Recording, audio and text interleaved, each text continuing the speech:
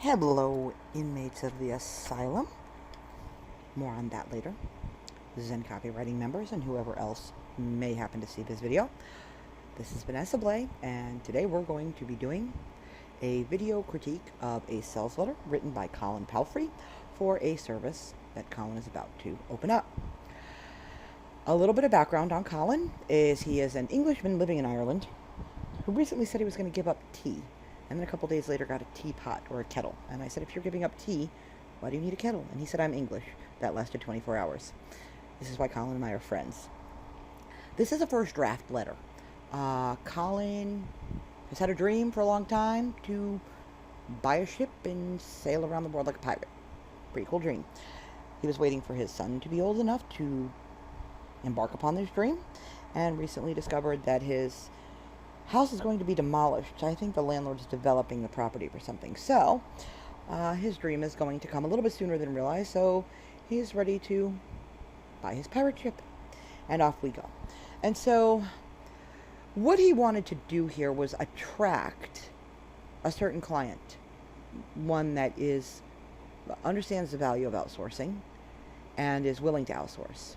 He did not want to attract a $7 method, strategy, tactic buyer. He wanted to attract a client with the understanding of the value of outsourcing your work. So we're going to take a look at his sales letter. We're going to see if he's done that.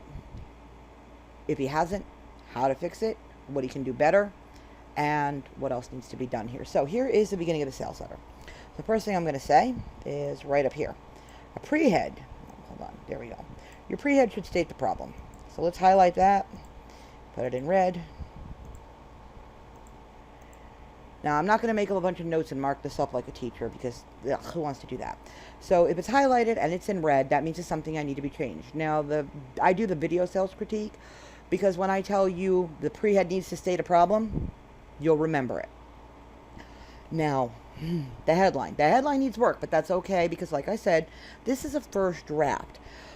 It tells us, it's a placeholder right now, but it does give us something we know we need to work on. So, number one is the number one reason your blog isn't profitable. Okay. There's a lot of problems with this headline beyond the fact that it's a first draft. And we're not really going to know where this headline's going to go just yet because we've got a lot more work to do. But one thing we know is that why are you targeting just a blogger who has a blog that isn't profitable? If you want to attract a client that understands the value of outsourcing already, you don't target people who don't have money. You don't want people who aren't making a profit to think, oh, this is great, something's going to tell me how to be profitable. No, you're just going to tell me how to spend money that I don't have because I'm not making profits yet. It's a disconnect. Granted, a lot of your buyers may be like that. You do have people who don't have money who will spend money. But the point is, we are making a disconnect in this headline. So we're going to highlight it and put it in red for now, knowing we need to work on it and knowing that's one of the things. We're going to be talking about how to determine the target and really speak to that target at some point. Okay, now the next problem is we don't have the proper subheadline here. Okay, and this is just a blank area that I could fill in with a bunch of X's and highlight it, mark it in red because it's blank. That's a problem. You need your subheadline. And this subheadline should be something like in 60 minutes or one day, 1 week, or actually in 5 days or 7 days or in 30 days. I mean, how long is it going to take? Now, again, we don't know right now because we're not sure yet what we're getting into because I'm just critiquing what he's done so far. I haven't done market research. I have not really made a customer avatar. I've not done anything to dig into the mind of the buyer he wants to attract. That's what we're going to do next because this first draft, this is really about getting the offer itself together. First, you write your sales letter before you even create your product. In this case, it's a service. So you're going to be writing your sales letter before there is no product to create except the one you're doing for the client. That said, though, your first draft is just really going to be there for the structure of your offer. What are you offering? How much do you want?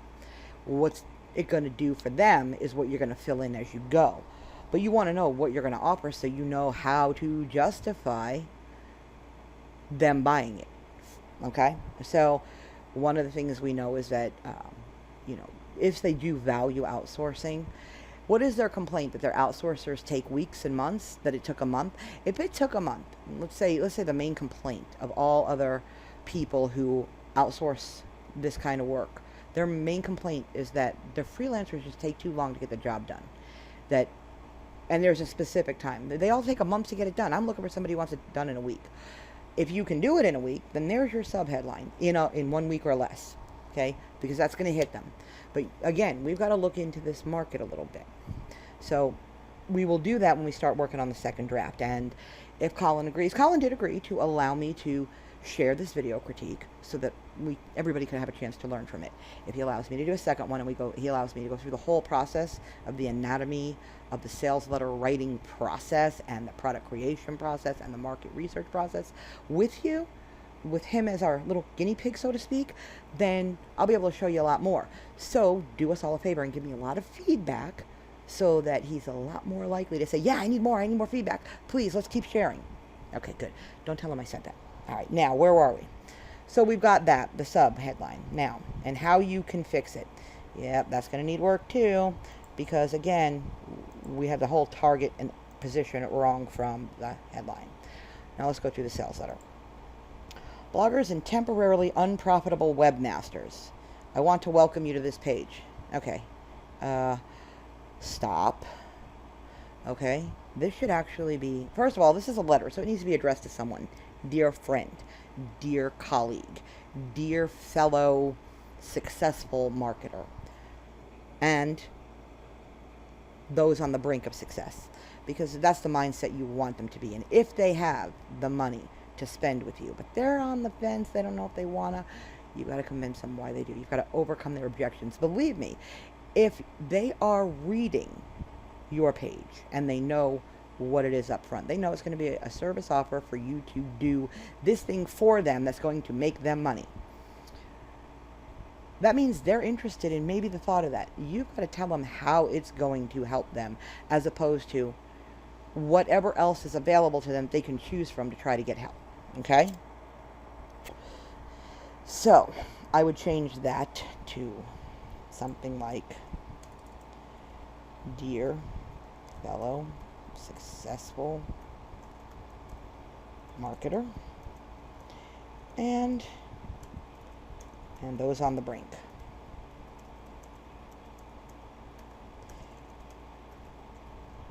Okay, now I'm just going to leave that alone for right now. I'm going to actually highlight this in a different color so you know that that's where my suggestion is. Okay.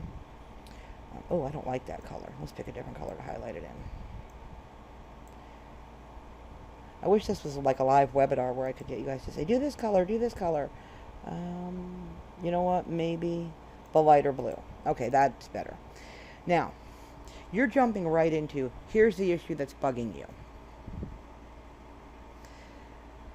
That's a little bit presumptuous. You have not really made a case just yet for why you're qualified to tell me what I think or what's bugging me. So you want to start out with something a little bit more like, are you, and remember, we're repositioning from where we started from, which was targeting people who don't have any money. We're targeting people who have it and are willing to spend it, or might be willing to spend it if we could convince them that it's going to be a good investment. So changing this whole position is going to be something more along the lines of the amount of work it takes to make a profit in any business is almost more than any one person alone could bear.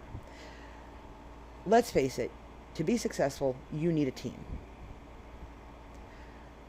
As this goes on, we start to talk about what problems they've had with teams. You've heard the horror stories. Freelancers who don't complete their work, getting back garbage, taking too long to get back what amounts to garbage. Even if it's any good, it takes too long to get it done. I know how you feel. That's when you go into your story about how you've been there. You've done that.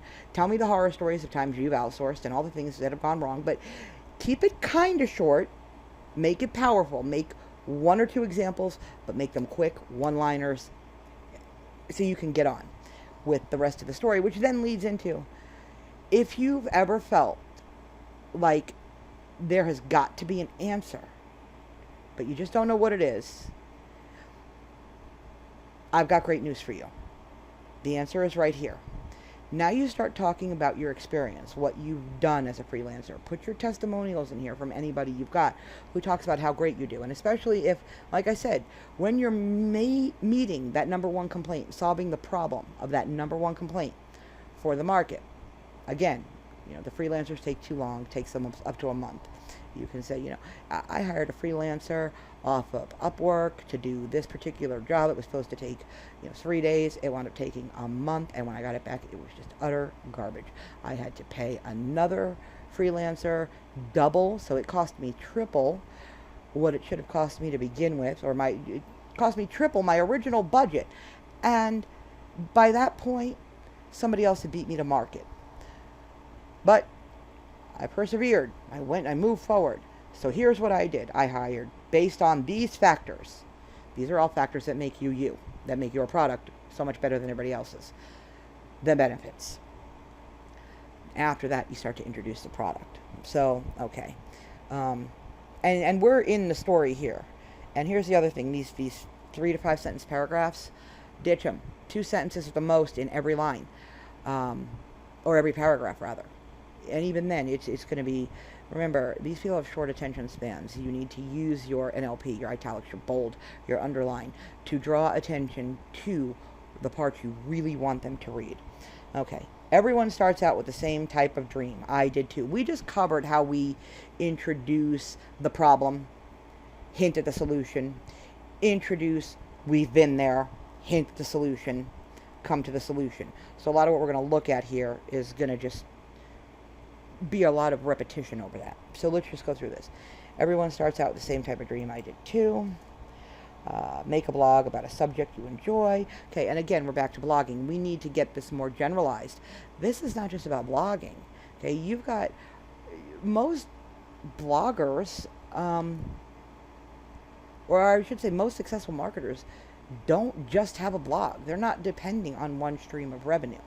In fact, the way I would completely change something in here about the positioning and the presentation is that you want to really build on the idea that you need multiple streams. You don't want to tell them to get rid of their AdSense, because what you're going to end up with is somebody who's like, I'm making $10,000 a month in AdSense. You're just doing it wrong.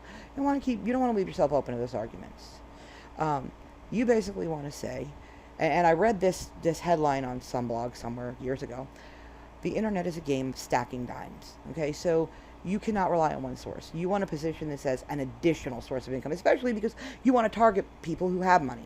So they have money. What you want to do is show them how they're going to make more money with less work and in less time.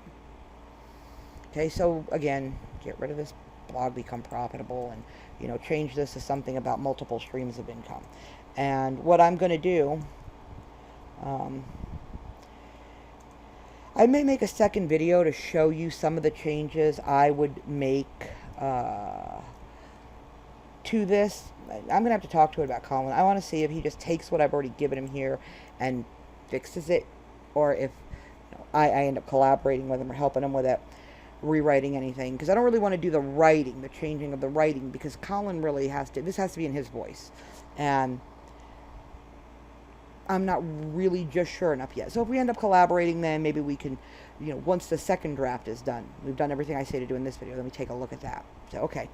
And then it doesn't.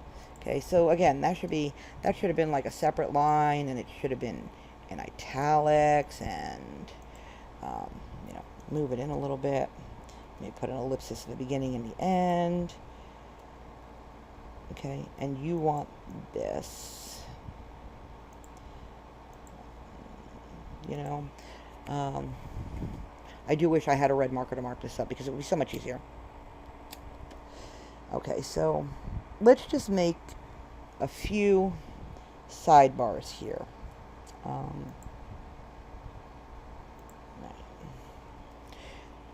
Let's target people with money who want to make more money in less time.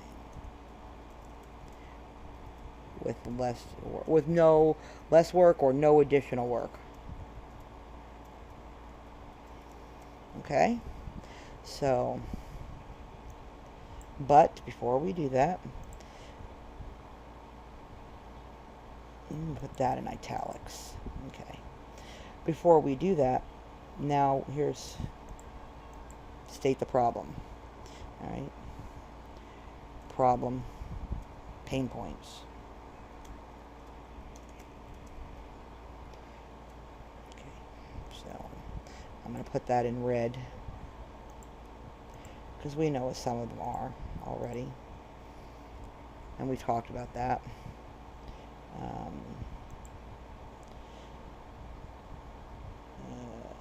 Let's see. Oh, hold on. We know what those are. So technically, this should be introducing the solution.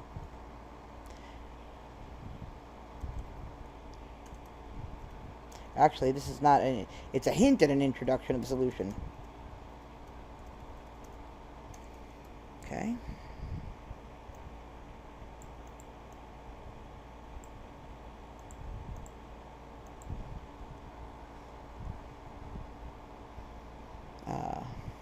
You need.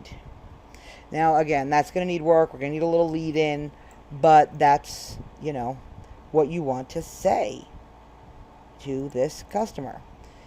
Okay.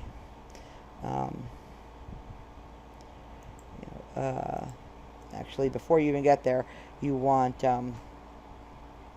not enough profit centers.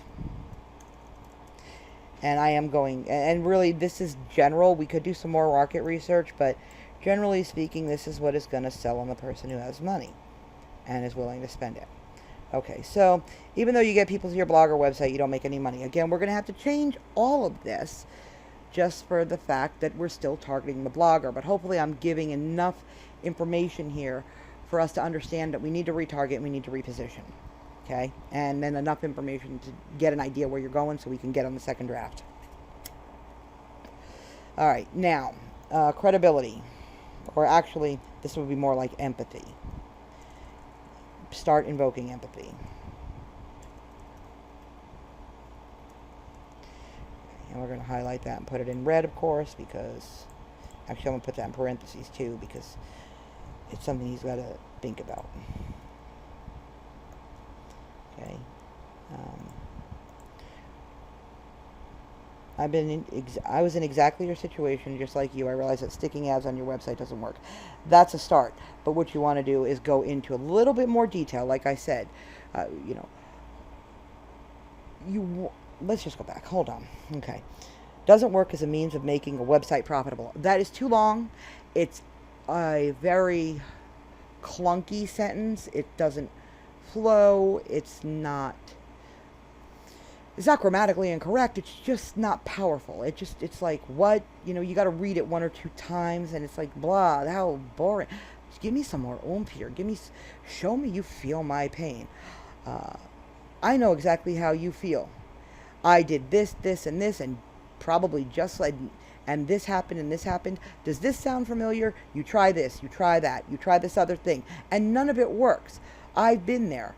Eventually, one day, I finally realized this other thing was the solution. So I tried this. That didn't work either. And then the epiphany, okay? The epiphany. I realized that I needed to outsource. With just one of me to go around, I couldn't get it all done. And since cloning is still not, common, I had to figure out another way. So I started outsourcing. Okay, so blah, blah, blah. Now, so you've got to work on like all of this. We need a whole like placeholder place in here that we need to work on. And let me see how I can do this. Section to work on, which you'll hear from the video. I mean, if you need more help with this part, we can obviously go over that together on a phone call and see what happens. But I'm not going to do it right now because this is a critique. All right. Now, I really like this next part. But it's more of a close. It's a better close. We can probably work it into an intro somehow with a little bit of effort where it's shorter and gets to the point real quick, so that when we come back to it at the close and we make it bigger, it brings the whole thing full circle. Personally, numbers close me, and I am the ideal customer for this because I am a firm advocate of outsourcing. So, as I said, this would be the close, and this is usually where you talk about how much it would cost to do this thing, that thing, this thing, that thing, and then you compare it to what your price is going to be. Okay, so out of the 1,000 visitors you've had this week, 8 have clicked an ad, made you 10 cents. But do you realize just how terribly that sucks? We're in Dyson territory here, let me tell you. Okay, lots of problems here. First of all, one, separate these 3 sentences. Okay. Now, this right here. 8 clicks made you 10 cents. You don't want them attempting to do math in their own heads because they want to prove whether you're right or wrong in their head. Do not do this. Show them the math and make it simpler than this. Okay. Even at a 1% conversion ratio, okay, if every visitor to your blog was worth 1 penny and you had 1,000 visitors, you would only make X amount of dollars. All that work to bring in 1,000 visitors to only make X amount of dollars, there has to be a better way. That's up there, back where we were when we were talking about the problem and the pain points. Now, what you could also talk about in this part of the problem and the pain points is other types of outsourcing, or rather other types of profit models that aren't working for your target audience. You try to write a book, you wrote a book and you put it up for sale and nobody bought it. You put it in the ClickBank marketplace and nobody promoted it. You put it up on a website and yeah, your mom visited it, but you didn't have enough targeted traffic. You tried buying traffic and, this happened or whatever the case may be. You go to those pain points, what they've already tried that hasn't worked. That is how you build your credibility, that not only have you been there, you know everything they've tried. You know how it did or did not work out. That tells them that you are like them. You are somebody they can trust. That's no like and trust right there. So again, back here, don't make them do their own math. Make this a lot simpler. Put it back at the pain points, okay? I would not say, do you realize just how terribly that sucks? First of all, when you have a sales letter, if you're going to ask a prospect a question, make sure that it is a question that they will answer the word yes, or answer with the word yes. You want to get them in a habit throughout your sales letter of seeing your question and answering yes. They're thinking yes in their own head the whole way through this letter. Yes, yes, yes, yes, yes. So by the time they get to click the buy button now, yes. Do you want to take control of your life and have more financial freedom? Yes. Then click the buy button. That is how you want to position your copy all the time. So you do want to ask leading questions too. But again, we're only on a first draft, so we're not going to get into all of those quite yet. We've still got to figure out what are their problems. What other products are out there that are supposed to be solutions, but yet haven't solved their problems? And what is it that they think is the solution to solving their problems? Is it faster work? Is it better work? Is it a better researched niche? Lots of things we can talk about in copy like this, in an offer like this. Okay. The average info product, in my experience, converts at anywhere from 10 to 20%, depending on how well the sales copy is written and how well the product is made. I'm gonna actually go out on a big, risky limb here to tell you these numbers are not accurate. Okay, in fact, they are so devoid of so many factors that will determine conversion rate. Okay, first of all, the average info product, it depends on the niche. Yes, an internet marketing product will convert higher than certain other products. Certain other products will convert higher than internet marketing. That the number one factor there is how hungry is that market? How rabid are they? statistically, how many people have diabetes and how many people will buy a book on diabetes. You start there to determine conversion rate because they vary so much by industry. Then the USP determines it, and then, of course, the other factors that limit conversion: credibility, time on market, uh, bonuses, price points. Um, the USP is the biggest one for me. For me, if you can find a unique sales position that your customer base wants but does not find in any other provider or solution that you can provide, that is what's going to make them buy for you. That is going to be the number one conversion booster that you can use. That's my opinion. I have no statistical proof of this. I could be totally wrong, but that's been my opinion. But there are so many factors. So you basically want to take this to where you can put it down to not only something that nobody can challenge you on. So it's got to be generic, but it's also got to be like a baseline. Okay. I come from a direct mail background. We couldn't just change our copy on the fly. We sent out 1,000 pieces of mail. 1,000 potential customers see that piece before we realize we should have changed this sentence to say this. We can't say, 200 in, nobody's called back yet, I'm going to go change that sentence now. That $1,000 is wasted. That 1,000 clicks we just paid for, wasted. With digital marketing, you pay for 1,000 clicks and 200 you realize, or 300, you're realizing, hey, you're not getting a conversion. Maybe you need to change something. You go look at what it is, you tweak it, you change it, boom, now you're getting a conversion rate. You can do that. We used to be able to do that in direct mail. So in direct mail, our guideline was 1.5% to 3%. That's where we began. So I know that I need to mail out 1,000 letters to get 1% of those letters opened. That's 10 letters opened. That's just opened. And out of those 10 that get opened, 3 people are going to respond to me. 1 is going to turn into a sale. We knew that going in.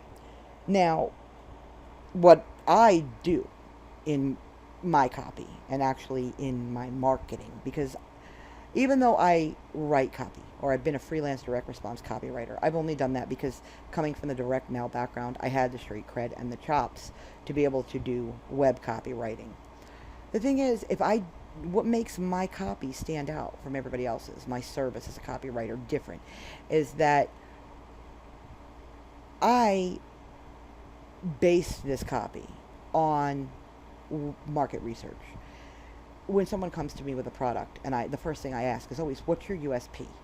And because I generally serve a make money online market, they don't even know what their USP is, and I got to dig it out and find it. But when I do that, my copy will convert better for them, and I know that.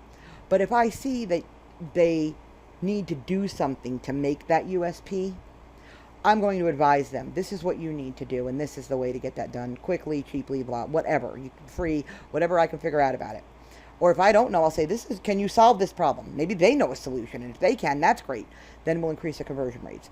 But we start based on, okay, 1%. Out of every 100 people who come to my site, 1 is either going to become an opt-in, or 1 is going to become a sale. One of those 2 things are going to happen when they come to my site. So we're just going to base everything on 1%. So you could more or less say, if we start with a baseline of a 1% conversion rate, every 100 visitors is going to result in 1 sale. Those numbers are dismal. We have to spend X amount of dollars to get 100 visitors. And our product won't sell for a price that will be over that ad spend. Now, of course, just so everybody knows here, okay, we, as marketers, on the back side of this, know that we have lead acquisition cost or customer acquisition cost. That sometimes we may lose money, but that's, again, market research. Are we going to make more money off this customer in the future, and how much do we project to make off of them based on other behavior they've shown in their buying habits in this market niche field industry? Will they buy? We know that in IM, okay, at least 20% of your front end buyers are going to buy your upsell. So if your upsell can be priced, if your upsell is what they really want, and at a price they're willing to pay.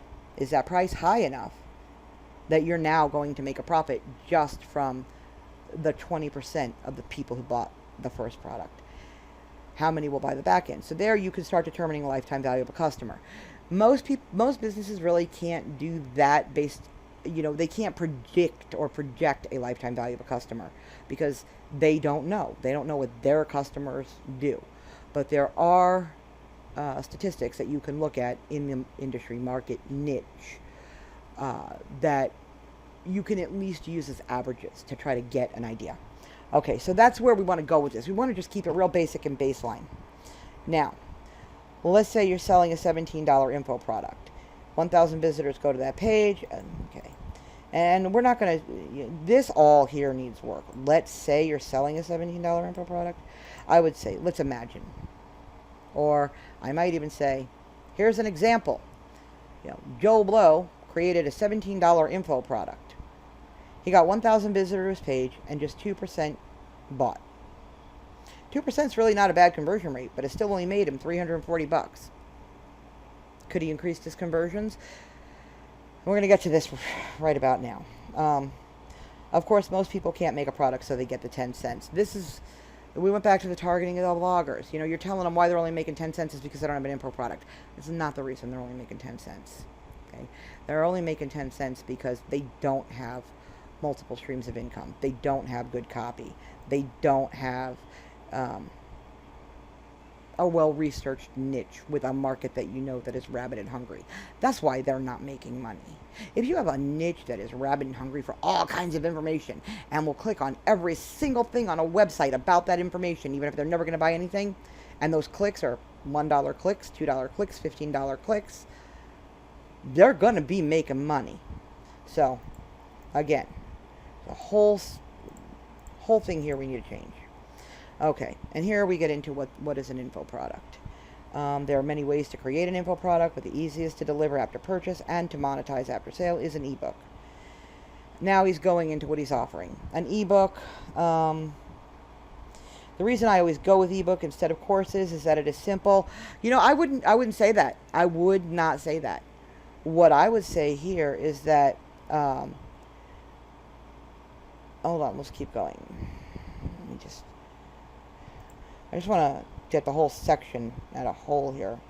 Yeah. It takes a lot of money. Yeah, that's great, and that should be a standalone line, in bold, and in italics. But in here, we got to work on this. Let's look at the various types of info products. This is where I would start because this. However, there are certain types of courses or information products that a market doesn't want an ebook, or an ebook won't even work for it. For example, I teach a market research course. That's not going to work in an ebook. There is too much that you've got to see and explain, too many different examples, too many factors and nuances that can all go wrong, that really anybody I teach this to needs the benefit of interaction, where we can apply, because they can try to do everything I say to do, but there's a nuance or a factor of their business that we've never, gone over, because there are just too many for me to go over them all in a book. So they need to be able to say, well, this is what's happening here, here, here. And that's where I can say, okay, here's where you look in the research to figure out why that's happening and how to solve it. Because I need to be able to help them apply it. However, I can write an intro to research guide. That is a loss leader, a front-end product. That's basically going to be a sales page for the bigger course. Or rather sales letter for a bigger course, which is going to give them information, yes, but it's still going to present the problem of, without you being either a coaching student or a classroom student, I won't be able to be there. This book is not going to apply everything strictly to you. So when your nuances come up and you need somebody to turn to say, hey, I have no idea where to research what the problem is and how to fix it, then you have me. So what I would be doing here is I would be positioning a book as a starting point. I would also be talking about a funnel, because you want to upsell them. And I realize that this is a service offer, Colin, I'm talking to you, but now talking to everybody else, okay? While this may be a service offer, and Colin, maybe you don't want to do the upsell work of creating the next product in the funnel for them. For God's sakes, JV was somebody who does that. because you should always have an upsell. Always. I mean, you're going to be getting a ton of traffic, okay? And you're going to be getting customers. Out of these customers, you know, if they bought from you once, they are more likely to buy from you again. It is easier and cheaper to sell to an existing customer than it is to acquire a new one. So you do want to build a customer base. So one of the things you actually want to do is you want something before this that builds you a list of people who would be interested in this, so that even if they don't buy, you still have that other list who could buy that upsell as well. Because I might be looking at this going, yeah, but I don't really need an ebook, Colin.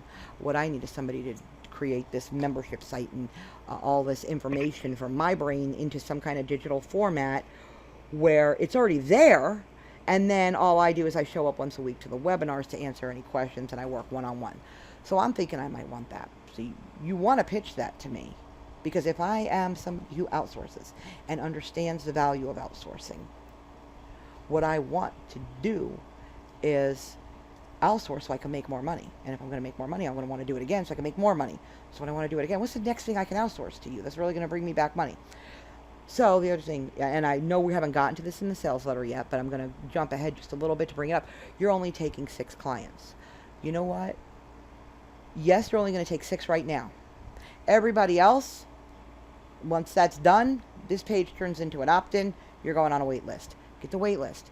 Because again, even if you don't want to do anything beyond these 6 clients, you have the opportunity to leverage other people's work, assets, information, knowledge, skills, that you're not only have a chance to make more money as the JV partner who's helping promote it, and not wasting all the traffic that's going to be looking at your page. You have a lot of traffic looking at it. Do not waste a single visitor more than you absolutely have to. You want to just leverage the hell out of every visitor you can to that site. And so you want to get them on a list. You want to get them on a wait list. You want to get them on something. And again, now you've got passive income coming out on the back end from the guy who's going to do the upsell that you don't want to do. You've got a list of customers who they outsource. Even if you don't want to do any more work, you can, one of these people says, hey, I need copy written again. Do you want to write copy? No, I don't want to do it, but I'm going to refer you to so-and-so, who pays you a 10% commission or 15% commission for every job you bring to them. This is not very common in service, but you can do it. You have to build the relationships with the other freelance people to get it done, but get it done. Why wouldn't you? You're going to be building those relationships anyway. So, okay. Speaking of that, that's why, back to here, why we don't want to just talk about a book. We want to talk about why a book is the starting point. Talk about this is what gets them in the door. This is what gets them on your list. Now you can email them and offer them more things. Now they're in the mindset of, oh yeah, I could offer more things later too. Okay. So, and here where it says, and it takes a lot of money, you could also add and time. And effort. And and sometimes you don't even get a return. Now here is where I would talk about how sometimes you don't get a return because there was no good planning done.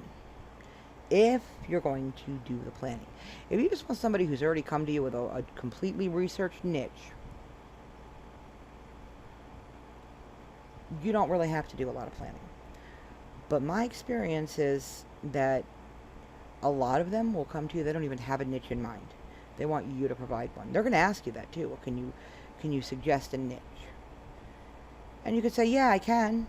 Or you could say, no, I can't. You have to come with your own niche. But if you say, yeah, I can, do you want to be the same freelance worker, copywriter, ghostwriter, product creator, who offers them the same crap everybody else does, the same generic niche information? Or do you want to be the guy with the USP? Yes, I can help you with a niche. By the way, you can also upsell your consulting services on doing that research. You want a well-researched niche. So you could, if you're going to go that route, talk about why the product maybe didn't make money. And again, this ties into two more areas that you want to cover with the potential client. One, future money, future sales, future products for you to make money off of them, for them to use to make money, and also for just straight up consulting on providing, you know, any type of guidance about finding a niche. And if you can show different niches, not the same generic crap everybody else is talking about, diabetes, ED, how to get bigger breasts, you don't want to talk about those. And you might not, because they're highly competitive, but you might also talk about stuff that may not be as competitive. Oh, I know. Okay. Bad breath, grow taller. I mean, come on. These have been done to death. And it's time to really dig. Okay. It's time to get into markets and niches and research if you want to stand out. You can no longer be generic. Those days are gone. The embarrassing problems. Yeah, but, you know, the solutions have been out there for long enough, and they've even gotten enough competition to know that even the best one isn't so great anymore. It's time for new blood, okay? So sometimes you don't even get a return. Talk about why. You don't have a funnel. You don't have a well-researched product. You didn't get enough traffic. You did get traffic, but for some reason it didn't convert, which could have been your copy and could have been that you didn't research the product right. There's no way to know. Okay? So, my suggestion is the best way to start is with an ebook. It's not that expensive to get into, and once it sells, then you can, you know, determine whether or not you want to go further with all these other things that make you more money. You get people forgetting password, blah, blah, blah. Okay, that's fine. You know, you with an ebook, they just pay for the book, get the ebook, done. You're talking about how easy you're making his customer's life. So, okay, I'm not sure that's where we want to be. And again, until we start rewriting and we get into the second draft, there's some stuff we're just going to be like, that's a problem, we need to deal with it. But right now, let's deal with the stuff, you know, the rest, and we'll come back. Okay, this. It also means the sales page can be HTML, which means you don't need to fight off hackers continuously. Obviously, you'll still need to worry about your blog, but at least there are no new threats from HTML5 dynamic sales. Oh my God, no! No. Don't do that. Get rid of all of that. I don't know what you should say in place of that, but yuck, no. Do not. You're talking about marketers and dreamers and what do they call greater fools? They're outsourcing. Okay, so unless they're programmers themselves, in which case, if they are, I don't know what they'd be writing a book about except programming. No, you are confusing people. You're talking about technical shit. You're putting fear in them of getting their website hacked. Take that out. I don't know what we're going to do to change it, but we'll figure that out later. For now, it's just, get rid of it. In fact, I'm going to change the color to like something more like, well, the red is bad. Let's do, these colors suck. I don't even know what to pick here. So forget it. I'm going to make it bold. There you go. Now it's bolded. Okay. Ew. Get rid of this. See that? Okay. I'm going to put it in brackets too.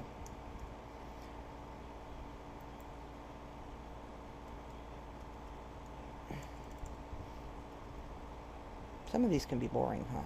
These videos. I'm trying to be entertaining. Okay, so, the dilemma. Didn't we just go over the dilemma? Hold on. Oh, what's an info product? The dilemma. Even if you're a great writer, it's not as simple as just making an info product to sell. Oh, okay. So, what you're saying is that you need an ebook. Here's your solution. Now you're going back to another dilemma. Wait a minute. You just told me the dilemma was that I didn't have an ebook and told me I needed an ebook. Now you're telling me there's another dilemma? What's the new dilemma? We got to fix that.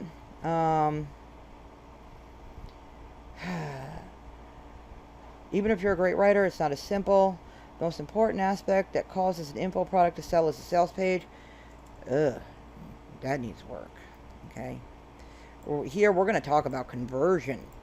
We're going to talk about what drives conversion. Why a well-written sales letter will make you 5 sales out of 100 visitors instead of 1.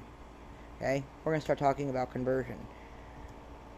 conversion is your only key here. Remember, these are people who have money to outsource. They are not idiots. They're not programmers. They're not idiots. You don't want to make them afraid. You don't want to talk to them like they're programmers.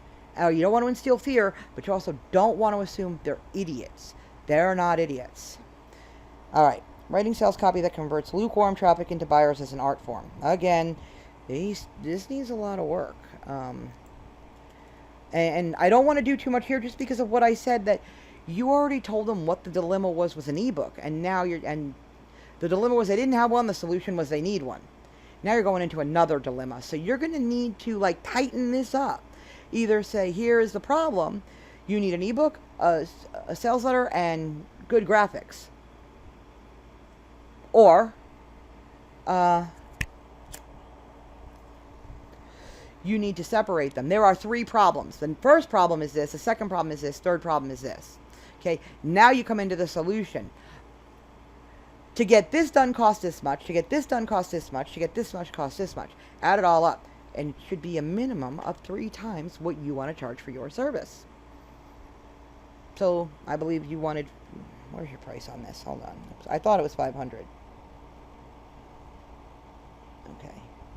There's your FAQs. Okay.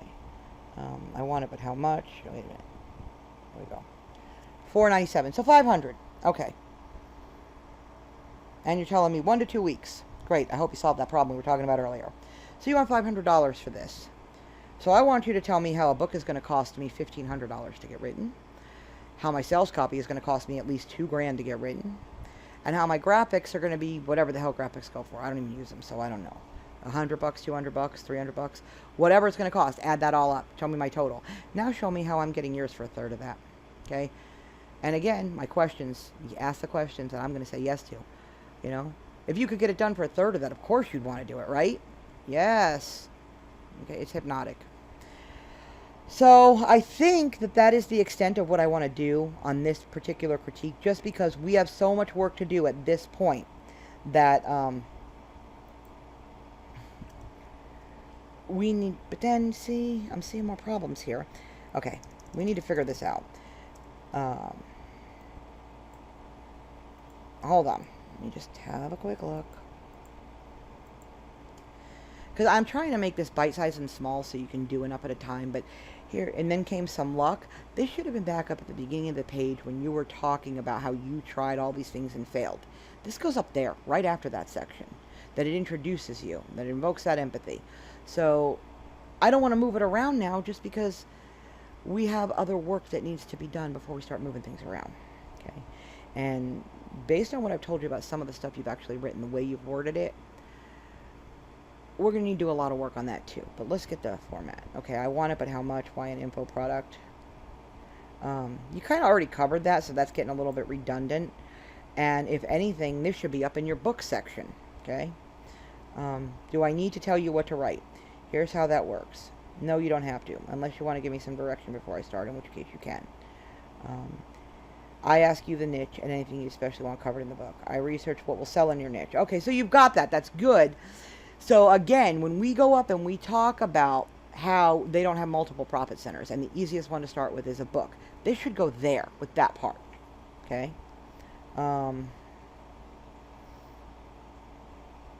You're not really selling your copy service in here, and you're not really selling graphics. So, you know, if you, but I mean, you are. You said for $500 they get the book, the sales letter, and the graphics to go with it.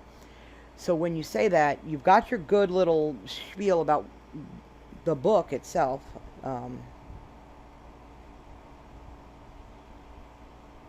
Why an info product, and that should be why a book, not why an info product. Why a book? Or it could be up at, no, I'm right. Why it's a book? Because remember, we want to leave info product to be more. I want to go by. So why should you start with a book? Because this is a book's, you know, they're the easiest thing for the customer to get started with.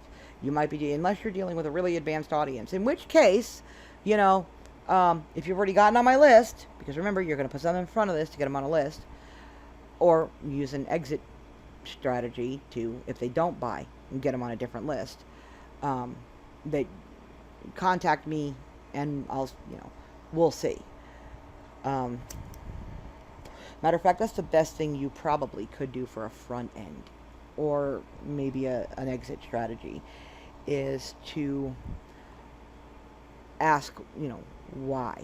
And if they, if the answer is, and we'll talk about how to do that, but if the answer is something along the lines of, I don't think a book is going to serve my niche well, I'd rather have something else, click here for a consultation on what it would cost to do that.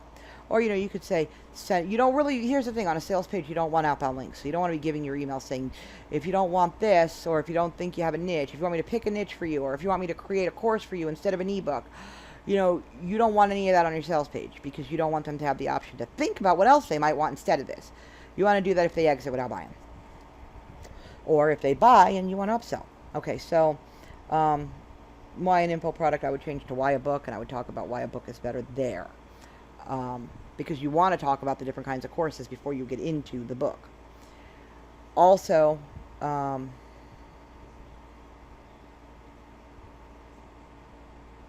you want to talk about the selling points of having you write the copy, which you kind of have here.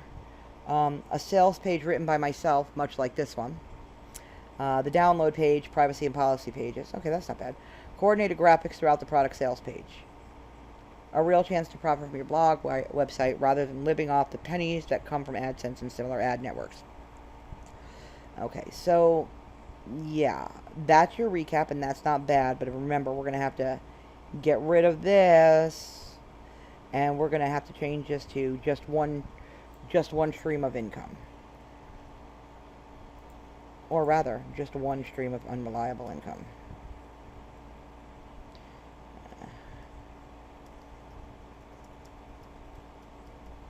Or just one stream of unreliable income.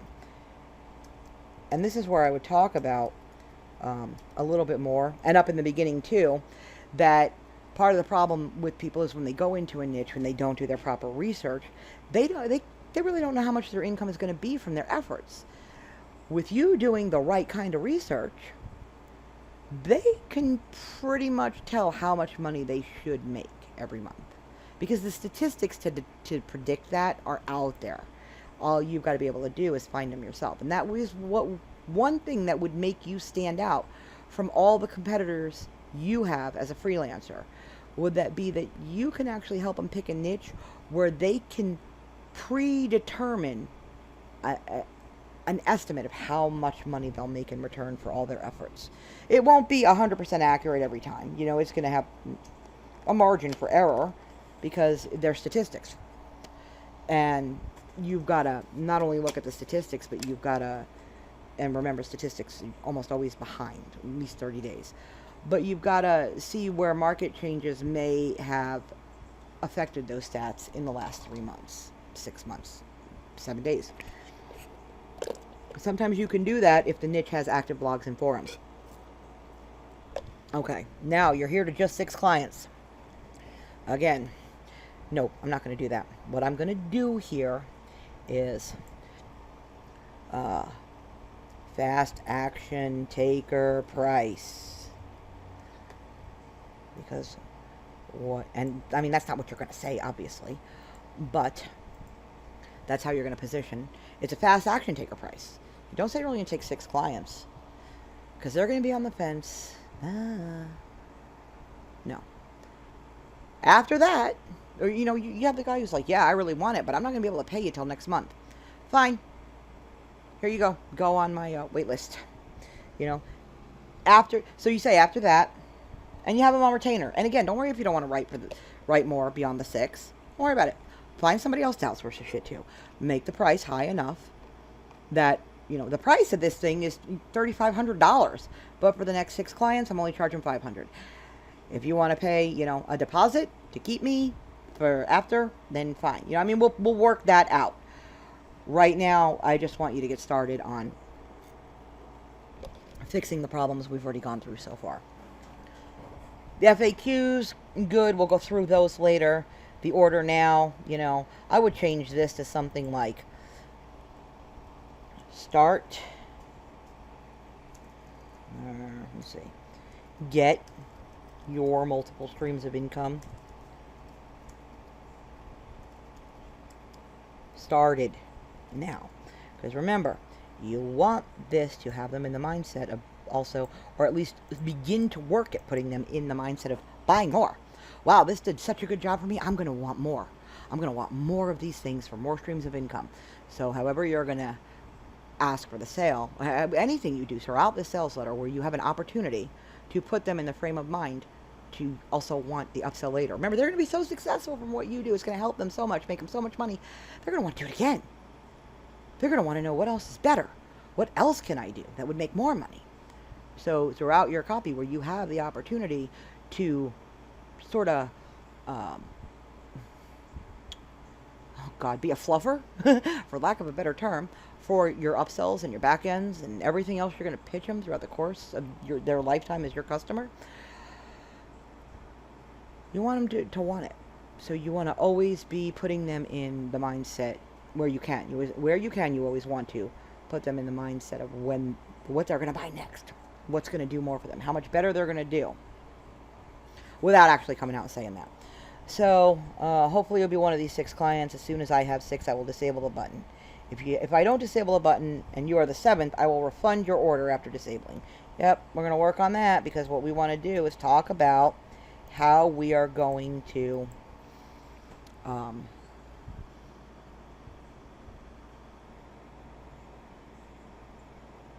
give them the opportunity to get the offer for more money at a future time. Give them the opportunity to get on the list because we want the list. And then again, if they don't buy, the exit strategy to pop up. And I would do probably like a survey as your pop-up. Before you go, I'd like to give you a free gift if you just tell me what made you decide not to buy this. Was the price too high? Was the offer not substantial enough? Do you feel you should get more for your money?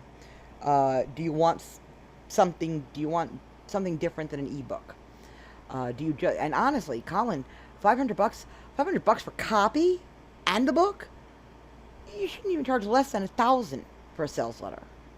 Not if you experienced and have a reputation and a portfolio and you're good and you could show that you've made conversions. But again, those conversions all start with the research. So I would really start working on how, not only is it multiple streams of income, but why one of the failure points of the pain points is simply that the niche wasn't researched right to begin with. Because you have people who have a book and still didn't make any money. Why? Wasn't researched properly. Yeah, there's a market and people buy, but why didn't they buy his? Was it not enough traffic? Was it not enough targeted traffic? Or was it the book was generic crap like anything they could get on the market anywhere? Is that why? Well, if that's why, let's just fix that. So that's what has happened, though. You've had people who created these info products and books, but yet never sold one. Why? Well, it might not have been enough traffic, and it might not have been enough targeted traffic. But if they had both of those and it still didn't sell, if you can tell them why it didn't sell, you can fix that problem and get it selling, you got a buyer, and you got a customer for life. So I think that's enough for now, because we're at the bottom, yes, and you got your buy button. All right, so we did end up going through the whole sales letter, although we didn't show a lot of what we're going to change. We're going to do that in the next draft, and we'll talk about the video then. So if anybody else has any feedback that I may have missed, please let us know in the comments. Thank you all. Bye.